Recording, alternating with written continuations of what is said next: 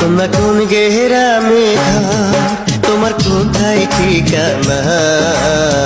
দেখা তোমায় হইলাম পাগল, হইলাম দিওয়ানার কন্যা। কোন গেরামে ঘর?